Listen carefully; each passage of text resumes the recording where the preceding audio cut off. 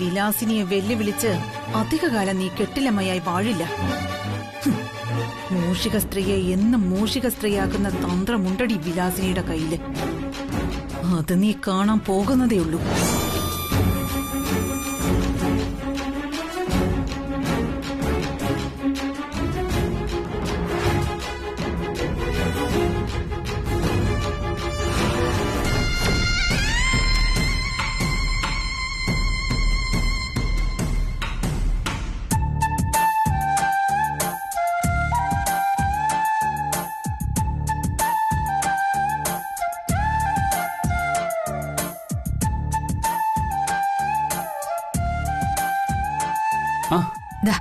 കല്യാണി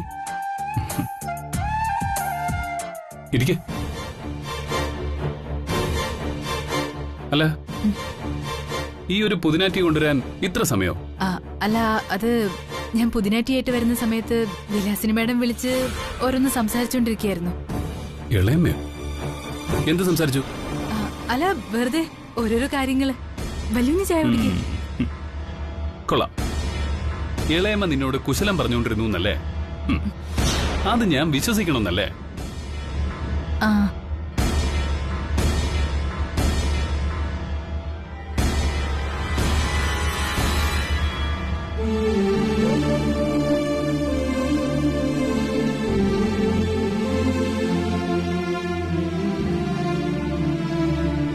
താഴെ എന്താ നടന്നത്? ചോദിച്ചു കേട്ടില്ലേ? ഇളയമ്മ എന്താ നിന്നോട് സംസാരിച്ചെന്ന്? അത് ഞാൻ പുതിനാറ്റിയായിട്ട് ഇങ്ങോട്ട് വന്നോണ്ടിരുന്നപ്പോ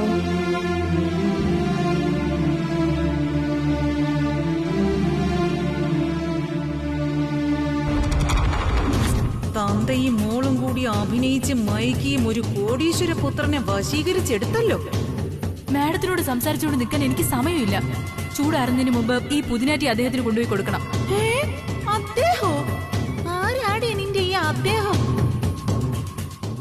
ഇദ്ദേഹത്തിന്. കുറച്ചുകൂടെ വ്യക്തമായിട്ട് പറഞ്ഞ എന്റെ ഭർത്താവിന്. ഇപ്പൊ മനസ്സിലായോ?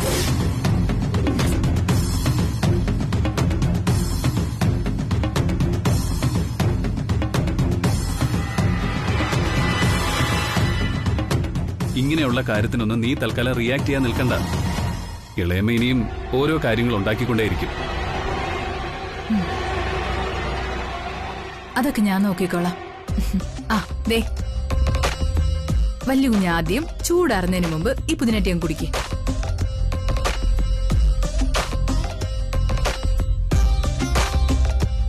ഇത് കാണുമ്പോ ഉള്ളിലൊരു മഴ പെയ്തിറങ്ങുന്ന സുഖ. ഓ, കൊള്ളാം. ഉള്ളിലൊരു പ്രണയമഴ പെയ്യുന്ന സുഖമല്ലേ? വേണമെങ്കിൽ വിചാരിച്ച ഒരു കവിതയൊക്കെ എഴുതാൻ കല്യാണി. ഒന്ന് പോവല്ലോ ഞാൻ കളിയാക്കാതെ. ഞാൻ പറഞ്ഞ സത്യ. കുടിക്ക് കുടിക്ക്.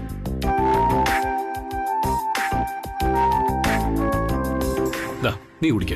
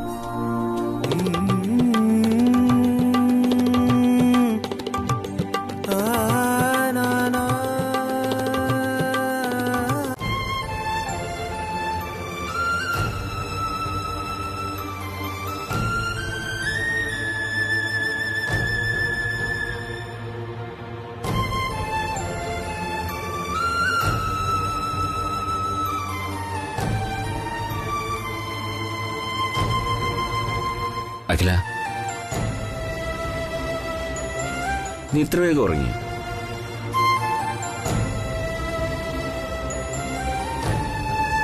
എന്താ അഖില, നിനക്കെന്താ സുഖമില്ലേ?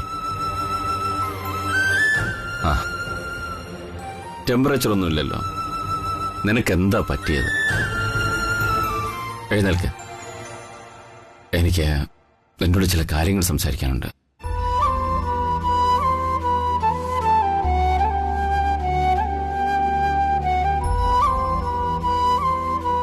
നീ എന്താകില്ല ഇതിനകത്ത് കയറി ഇങ്ങനെ തപസ്സിരിക്കുന്നത്? നിനക്കെന്താ പുറത്തേക്കൊക്കെ ഒന്ന് ഇറങ്ങിയാൽ? പുറത്തിറങ്ങാനോ? ഏത് മുഖവുമായിട്ട് ഞാൻ പുറത്തേക്ക് ഇറങ്ങണം? പറയൂ. പുറത്ത് എന്റെ വാക്കിന് വില കൽപ്പിക്കുന്ന ആയിരക്കണക്കിന് സ്റ്റാഫുകളുണ്ട്. തൃച്ചംബരത്ത് അഖിലാണ്ടേശ്വരിയെ ദൈവമായിട്ട് കാണുന്നവരവര്. അവരുടെ മുന്നിൽ പറഞ്ഞ വാക്ക് പാലിക്കാനാവാത്തവളായി തലകുനിച്ച് നിൽക്കേണ്ടി വരും എനിക്ക്. എന്നെ കൃഷ്ണേട്ടൻ കോമാളി വേഷം കെട്ടിച്ചത് പോട്ടെ, പക്ഷേ കൃഷ്ണേട്ടന് വേണ്ടി മാത്രം ജീവിച്ച എന്നോട് കൃഷ്ണേട്ടൻ ഇങ്ങനെ ചെയ്യാൻ പാടില്ലായിരുന്നു. ഒരു വിലയുമില്ലാത്തവരും പഴന്തുണിക്കെട്ടാക്കി മാറ്റിയില്ലേ കൃഷ്ണേട്ട നിങ്ങൾ എന്നെ? അഖില, എന്നെക്കാളേറെ ആനന്ദിന്റെ മനസ്സ് മനസ്സിലാക്കിയവളാണ് നീ. അവൻ നമ്മുടെ മകനാ. മക്കളുടെ ഇഷ്ടങ്ങൾക്കും വാശികൾക്കും മുന്നിൽ ചിലപ്പോഴൊക്കെ തോറ്റു കൊടുക്കേണ്ടി വരും അച്ഛനമ്മമാർ. തോറ്റു കൊടുക്കാൻ കൃഷ്ണേട്ട, പക്ഷേ അത് താലി കെട്ടിയ ഭാര്യയെ വെറും കോമാളിയാക്കിക്കൊണ്ടാവരുത്. കൃഷ്ണേട്ടനിത് മനസ്സിലാവണമെങ്കിൽ ഞാൻ ഈ പ്രവൃത്തി കൃഷ്ണേട്ടനോട് ചെയ്യണമായിരുന്നു. അപ്പോഴേ എന്റെ മനസ്സിനേറ്റ മുറിവിന്റെ ആഴം കൃഷ്ണേട്ടന് മനസ്സിലാവൂ. അഖില, ഞാനോ നമ്മുടെ മക്കളോ അറിഞ്ഞുകൊണ്ട് നിന്നെ കോമാളി വേഷം കെട്ടിച്ചതല്ല. സാഹചര്യങ്ങൾ അങ്ങനെ ആയിപ്പോയത് കൊണ്ട് സംഭവിച്ചു പോയതാണ്. ഗംഗയുടെ വിശദാംശങ്ങൾ കിട്ടിയിട്ട് തെളിവോടെ നിന്റെ മുന്നിൽ അവതരിപ്പിക്കാനായി എത്ര നാളായി ആനന്ദ് കാത്തിരുന്നെന്നറിയാമോ നിനക്ക്? ആ സത്യം ബോധ്യപ്പെടുത്തിയിട്ട് കല്യാണിയുടെ കാര്യം പറയാമെന്നായിരുന്നു ഞങ്ങൾ കരുതിയത്. പക്ഷേ നിർഭാഗ്യവശാൽ ഗംഗയുടെ കള്ളത്തരങ്ങളും ആനന്ദിന്റെ വിവാഹകാര്യവും ഒരു വേദിയിൽ വെച്ച് നിനക്കറിയേണ്ടി വന്നു. നിന്റെ സ്ഥാനത്ത് ആരായാലും തകർന്നു പോകുന്ന നിമിഷമായിരുന്നു അത്. അത് സംഭവിച്ചു പോയി. പക്ഷേ എന്തിനും ഒരു പരിഹാരമില്ലേ?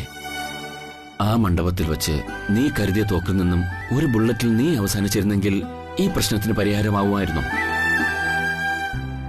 അല്ല, കല്യാണിയുടെ ജീവൻ നഷ്ടപ്പെട്ടിരുന്നെങ്കിൽ ഇതിന് പരിഹാരമാവുമായിരുന്നു. ഇല്ല. അപ്പോൾ ഇത് പരിഹരിക്കാനും ഒരു വഴിയുണ്ടാവും. നമുക്കതിനെക്കുറിച്ച് ആലോചിക്കാം. ഉപദേശത്തിനും വിശദീകരണത്തിനും ഒക്കെ നന്ദി. എനിക്കൊന്ന് ഉറങ്ങണം.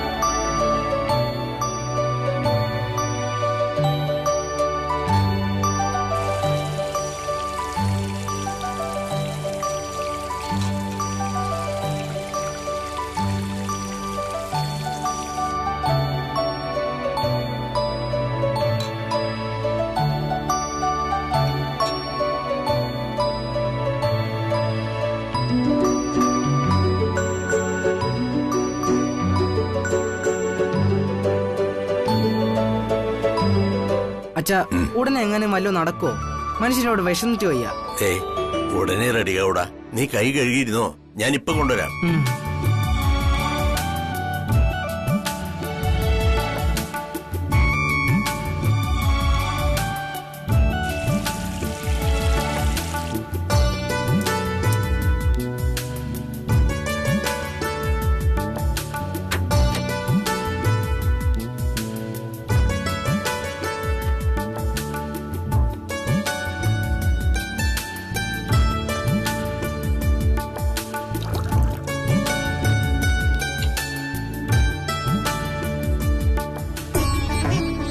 അച്ഛ വേഗം കൊണ്ടുവാ.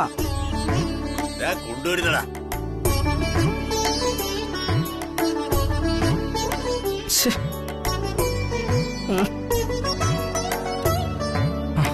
എല്ലാം റെഡി. കഴിക്കേ. എന്താ ഇതൊക്കെ? കൊഴുക്കട്ടയോ? എനിക്ക് കൊഴുക്കട്ട ഇഷ്ടമല്ലാന്ന് അച്ഛൻ അറിയില്ലേ? ജയിലിൽ പോലും ഇപ്പൊ കൊഴുക്കട്ടയില്ലച്ചാ.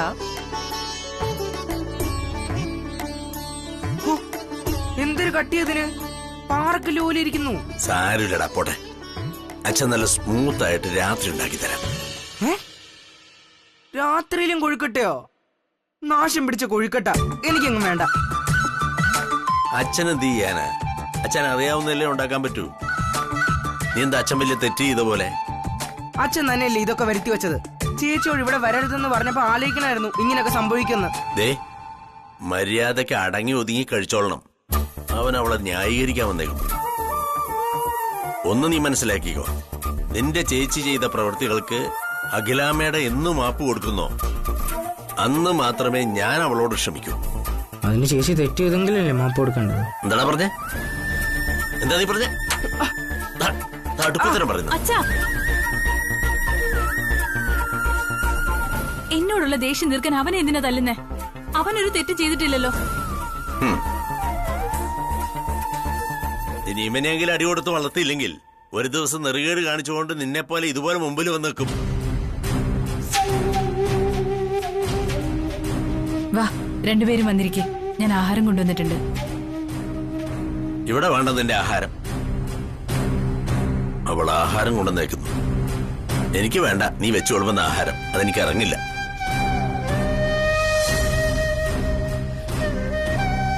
അത്രയ്ക്ക് ഉപകാരങ്ങളാണല്ലോ നീ ചെയ്തു തന്നേക്കുന്നേ.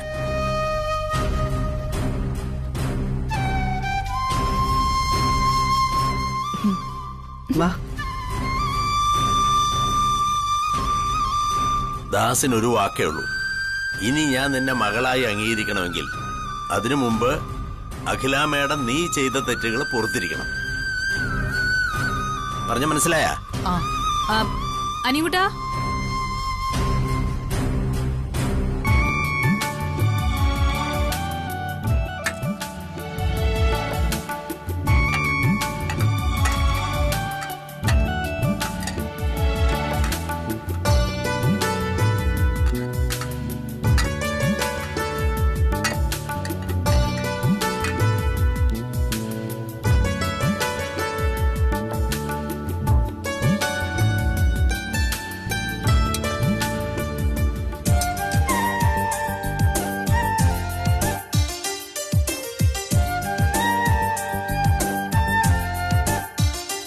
നല്ല വിശപ്പായിരുന്നു ചേച്ചി.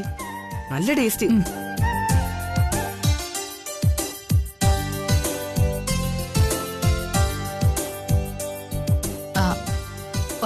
ഒരു സെക്കൻഡ്, ചമ്മന്തി എടുക്കാം.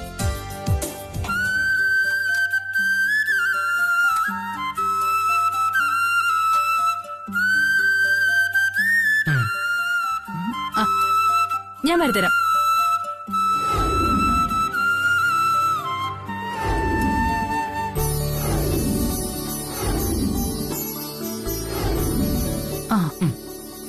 വയറുന്നറിഞ്ഞോ?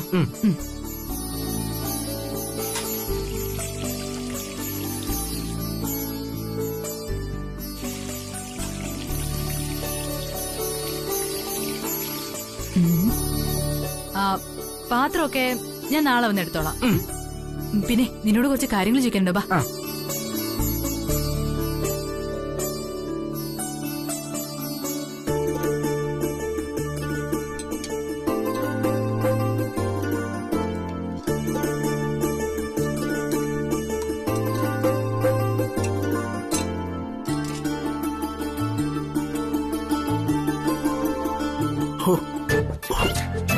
ഇത് മുഴുവൻ ഉപ്പാണല്ലോ. നല്ല വിശപ്പ്.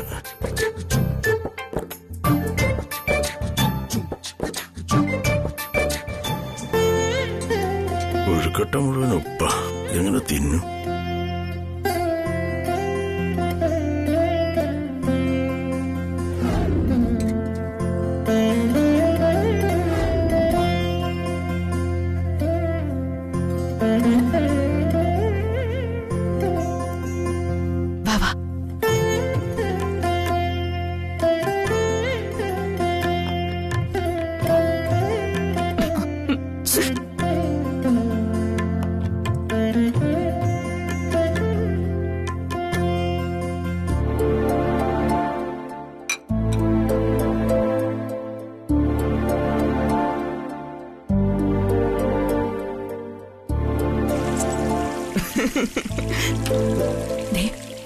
അച്ഛനെ കളിയാക്കലുണ്ടല്ലോ. ഓ, ഒരച്ഛനും മോളും.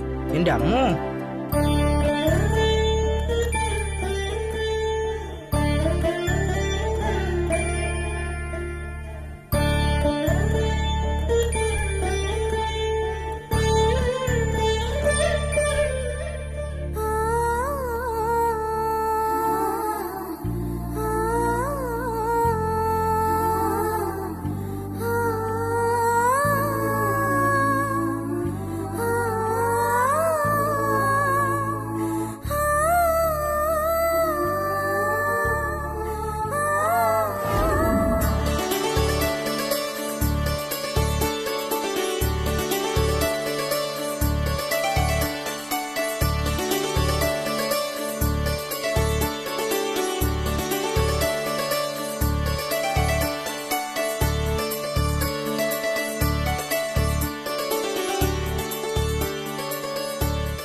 അച്ഛാ, അമ്മ ഇതുവരെ മുറിയുടെ പുറത്തിറങ്ങിയിട്ടില്ല. ചൂടുകാലമല്ലേ, അവൾ എ സി ഇട്ട് സുഖിച്ചിരിക്കുകയാവും. നമ്മളായിട്ട് പോയി പിടിച്ചിറക്കണ്ട. വെറുതെ കോമഡി പറയില്ല അച്ഛാ. അച്ഛാ, കാര്യങ്ങൾ ഇങ്ങനെയാണ് പോകുന്നെങ്കിൽ പ്രശ്നങ്ങൾ കൂടുതൽ വഷളാവുകയുള്ളൂ. ആണോ? എടാ, ഇനിയിപ്പോ നമ്മളെന്ത് ചെയ്യും? എന്തോന്നച്ചാ, അമ്മയ്ക്ക് നാൾക്ക് നാള് നമ്മളോടുള്ള ദേഷ്യം കൂടി കൂടി വരിക. എന്റെ അച്ഛ, എന്നെയും നന്ദനെയൊക്കെ ചതുർത്തി കാണുന്ന പോലെ അമ്മ ഇപ്പൊ കാണുന്നേ. ചതുർത്തിയ? നീ എന്താടാ ഈ വായിക്കൊള്ളാത്ത വാക്കൊക്കെ പറയുന്നത്? നീ ഇപ്പോ സംസ്കൃതം പഠിക്കാൻ പോന്നോ? സംസ്കൃതല്ല, ആസാമീസ്. അച്ഛൻ എങ്ങനെയാണ് ഇങ്ങനെ കെയർലെസ് ആയിട്ട് സംസാരിക്കാൻ പറ്റുന്നത്? ഈ വീടുണ്ടല്ലോ, ഇതിപ്പോ ഒരു നെരിപ്പോടിന് പുറത്തായിരിക്കുന്നേ. സത്യമായിട്ടും അമ്മ ഇളയമ്മയെ വിശ്വസിക്കുന്നിടത്തോളം അമ്മയ്ക്ക് നമ്മളോടുള്ള വിദ്വേഷം കൂടി കൂടി വരികയുള്ളൂ. ഇളയമ്മ പറയുന്നത് അമ്മയ്ക്കിപ്പോ വേദവാക്യം. ആ സ്ത്രീ ആണെങ്കിൽ അമ്മയും മക്കളെയും തമ്മിലടുപ്പിച്ച് ചോര കുടിക്കാൻ നിൽക്കുക. അമ്മ കാണാൻ വന്ന ദാസേട്ടനെ എന്തൊക്കെ പറഞ്ഞ് അപമാനിച്ചു എന്നറിയോ അച്ഛന്?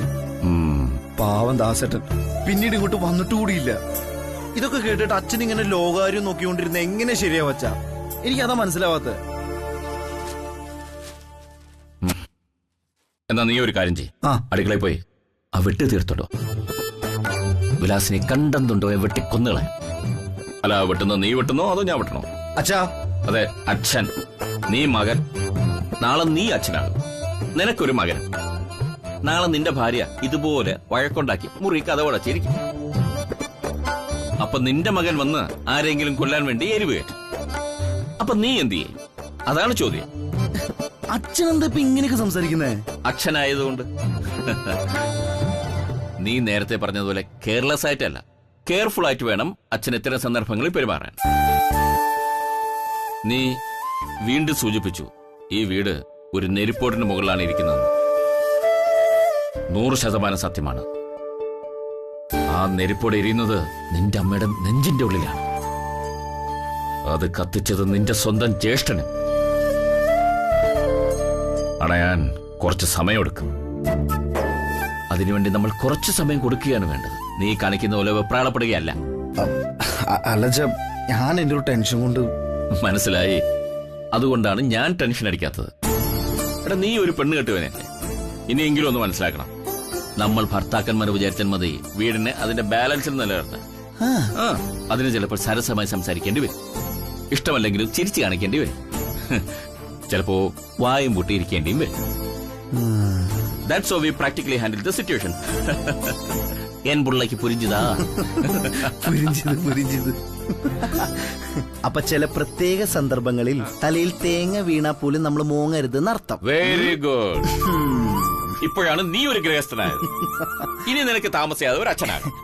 കൊടുകൈ. All the best. പോച്ചാ.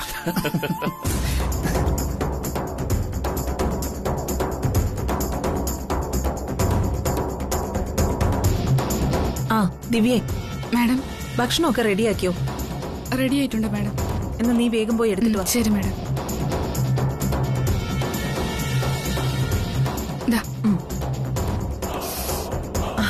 എരിവും പുളിയൊക്കെ കറക്റ്റ് ആണല്ലോ. അതെ. ചേച്ചി ഇതെടുത്തിനി എന്റെ മുഖത്തോടി എറിയരുത്. ഇല്ല മാഡം, എല്ലാം കറക്റ്റ് ആണ്. നീ ഇത് കണ്ടോ? വിലാസിനി അഖിലയെ മുതലെടുക്കാനുള്ള പുറപ്പാടാണ്. ഇവിടെ വേണം നമ്മൾ ഇടപെടാൻ. ഭർത്താക്കന്മാർക്ക് ഭാര്യമാരുടെ നെഞ്ചിലെ നെരിപ്പോട് അടയ്ക്കാനുള്ള ചില സ്പ്രിങ്കിൾസ് ഐറ്റമാണ് ആഹാരം, വസ്ത്രം, സ്വർണം മുതലായവ. മനസ്സിലായോ? ഇപ്പൊ ഈ അവസരം ഈ ശിവരാമകൃഷ്ണൻ മുതലാക്കും. നീ എനിക്കൊരു ഓൾ ദ ബെസ്റ്റ് പറഞ്ഞേ. All the best.